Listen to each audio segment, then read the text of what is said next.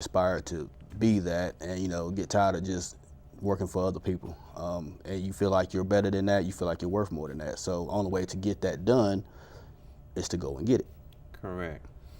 And I see a lot of people put in so much effort in that 9 to 5 job, and when they can be doing that for themselves, putting that energy. It's like you're making that money for another individual. Exactly. And that's one of the things that people need to start looking at and start trying to start their own business up. Exactly. I've been that way. I've been working since I was 16. Correct. I've worked the 12-hour shifts, the swing shifts. Working the 9 to 5 is just, it gets old after a while, to the point to where you just, you're tired of building somebody else's dream. You want to build your own. Saving money. Why is it so important to save some of this money for the future? Well, for one, I don't think there's going to be a Social Security down the road. Just because of the current government that we're in, the way the government is structured, they try to take, as much money as they can get from you. Mm-hmm. So even though you're putting money when you're working for somebody else, you're putting in Social Security, but I just don't think it's going to be there. 401k is okay, but you really need to take control of your own savings, your own 401k. It's financial vehicles out there, excuse me, for people to invest. It's different ways you can invest your own money. You don't really need a financial advisor. You don't need a trader to take care of your 401k to invest in different stocks.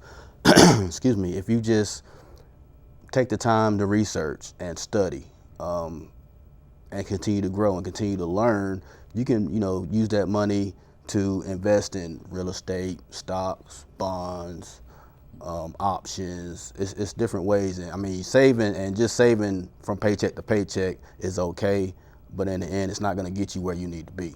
So you have to multiply your money in different ways. I know you mentioned real estate. Why is that such a good thing to invest in?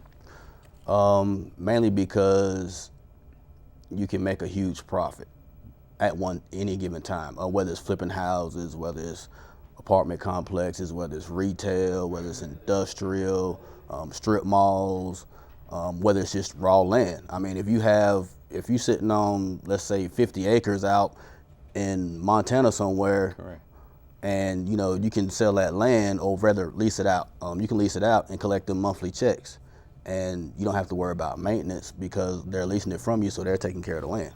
So it's just a wealth vehicle that a lot of wealthy people use to grow their wealth. I know in Charlotte seems like the real estate is such a huge thing because a lot of people are moving into Charlotte, they're growing, and a lot of people are losing their houses because they can't afford to maintain it because of taxes and stuff that the government puts on them. Exactly, and that goes back to the banking industry. Charlotte's one of the biggest banking cities in the country. Correct. So it's driving a lot of people, especially from New York and up north, down to the south, and it's driving the housing market. It's driving real estate prices way up, to the point to where just the people with ordinary jobs, working a regular 9 to 5, it's hard for them to maintain their taxes because when somebody's building a $500,000 house, beside them, but their house is only worth, 150, it's going to drive their property up. Now, it's going to drive it up in value also, which is a good thing. But if they don't get another source of income and be able to maintain the taxes and be able to maintain that upkeep, then they're going to end up losing it. And that's what it comes down to. The wealth is essentially driving the middleman and the lower class out. Correct. So what advice would you give individuals that own their homes now that are located in a good location? If they own their home and they have equity in the home, then that'll be the perfect opportunity to start a business, to earn that extra income, because you can use the equity in your home, borrow against it, and just about any bank, any financial institution, take a HELOC, and that's called a home equity line of credit. Okay. And then you can use that, start a business. Most people use it to fund their kids, college tuition, maybe buy a pool or another vehicle or something like that. But why not use it to actually grow your income? You can double and triple your income just off of the equity in your home, and because you're paying the mortgage down. When you're paying the mortgage down, you're creating more equity. When you pay it off, if your house is worth $150, you can borrow $150,000 and start a beauty salon, liquor store, or Subway, whatever the case may be. And therefore, you'll be living the American dream yourself and not have to rely on a 9-to-5. That's the whole purpose. Mr. Smith, where do you see yourself at 5 years from now? 5 years from now, I see myself coming back on this show and telling you how I became a millionaire. In the different ways that I know that I've learned how to invest my money, how I've learned how to start a business, how to grow the business, how to get customers, how to keep customers, how to build relationships, network, going to events, because it's all about relationships. I'm a pretty stand-up guy. I try to do the right thing, never been to jail. So I try to, when I do business, I shoot it straight. I don't, give you a lot of bull. I don't tell you if I can't do it, I just can't do it, Right. And I'll even pass it on to the next business owner just because if I can't do it. Now, I get people like that all the time. I get people where they have bad credit, they don't own their house, they have no money, but, they want to start a $50,000 business. Correct. It can't be done. Not unless you, get a family member or a friend to let you borrow the money, or you win the lottery or something to that effect. But it's just, some things are just not possible. Some people are just not lendable is the word I'm looking for. So other than that, in 5 years, I like to see myself being a millionaire and helping other people and showing them how to be a millionaire also. Why does having a certain mind frame so important into being successful in business? Because most of us are wired to be an employee instead of an employer. And the difference is you get up to go work for somebody else, whereas an entrepreneur and an employer gets up to work for himself and to figure out ways to get his business generating more income and to be better. Make better products, whatever the business is, to make better products, to create better services. And it's just the mindset. The mindset is getting out of that, what can I do for my employer rather than what can I do for my business. You take ownership of it, it's yours. If it fails, it's on you. If it succeeds, it's on you, and you can't look to nobody else but you.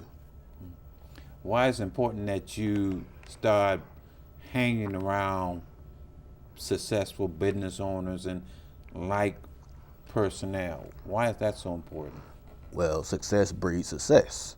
And you are who there's a saying, your network is your net worth. Mm-hmm. So if you're hanging around, broke people, bums, every day, right, you're gonna keep that mindset. But if you change your mindset, and I'm not saying, a lot of us don't know wealthy people, you may not know the wealthy people, but you can at least find a network, meetup group, stuff like that, where it's other business owners. They may be just getting started. They may just have, it's some startup groups, and you can network together. You can brainstorm, and you can figure out how to get there together. And so successful minds think alike. Successful minds bounce ideas off of each other. And instead of hating and going against each other and trying to compete, you're actually trying to help each other out in marketing, sales, hiring employees, your product, trying to make your product better, your service. And it's all about growing and networking. I know in the business world, they say that if a person can't handle failure, he'll never be successful. Why is that so important? Because failure give you the lessons that you need on what to succeed and not to do it again. So, if let's say you go bankrupt, and you know how you went bankrupt by, spending money where you shouldn't have, or, overstepping your boundaries and creating more bills for yourself, and then, not to go bankrupt the next time, so you'll be smarter with your money. And it's the same in business. So if you grow that business, but let's say you come across a distributor problem or a manufacturing problem where the manufacturer doesn't produce your product the way you want it to, and so you lose a bunch of money on them sales because you got a bunch of backlog of product that you can't sell because they didn't make it right. Correct. So the next time you're gonna go look for another manufacturer, and you're gonna show them how to make it right, so you don't come across that mistake again.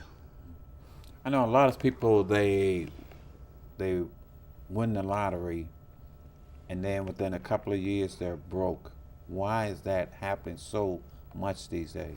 Because as people that most of them, the majority of them haven't had anything and haven't had that level of money in their bank account. So when they get it, they just don't know what to do with it. They go crazy, and they don't really get people on their team. And I'm not saying, financial advisors, because, you can find some shady financial advisors that's wanting you to invest in, Ponzi schemes and all kind of, dirty schemes that they're just going to take your money. I watch those shows all the time. So, but you need to find people that you trust, and you can do background checks on them, get to know them, get to know what they, real estate investors especially, they invest alongside each other. So if I win the lottery, for example, if I win $1 million, I'm going to invest a lot of it back into real estate. Correct. And as well as my businesses. Why? Because the real estate, I've got knowledge on that too. So I know how to make it grow within the real estate market and not lose money. Okay. And that's going to be the key. Investing in assets and not liabilities. That's what it comes down to. Instead of buying a bunch of cars and boats and planes, that's going to lose depreciation. You need to buy some real estate, buy apartments, because it's always somebody that's going to need to be living somewhere. So that particular market is never going to go away. So if you invest in the apartments, you keep that apartment, nice and neat, and for more people to come, it's just going to grow. Okay, if somebody wants to know more about your business, how would they contact you? My business number is 704-466-5577. You can also reach me at Terrell at divinewebconsultants.com. And my other business, my business consulting business, is Terrell at divinefinancialsolutions.com. Thank you, Terrell, for coming on the show, and we look forward to having you come back on the show and just educating our audience on more financial and your website business. I'll be happy to. I appreciate it. Yes, sir. Ladies and gentlemen, thank you for watching the show, and we look forward to having you back. You be encouraged.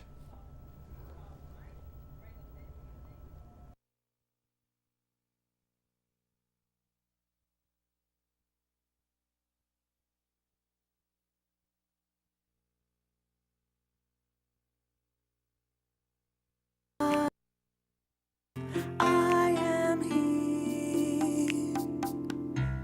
You laugh and you smile, but I see your teeth. You wonder if this life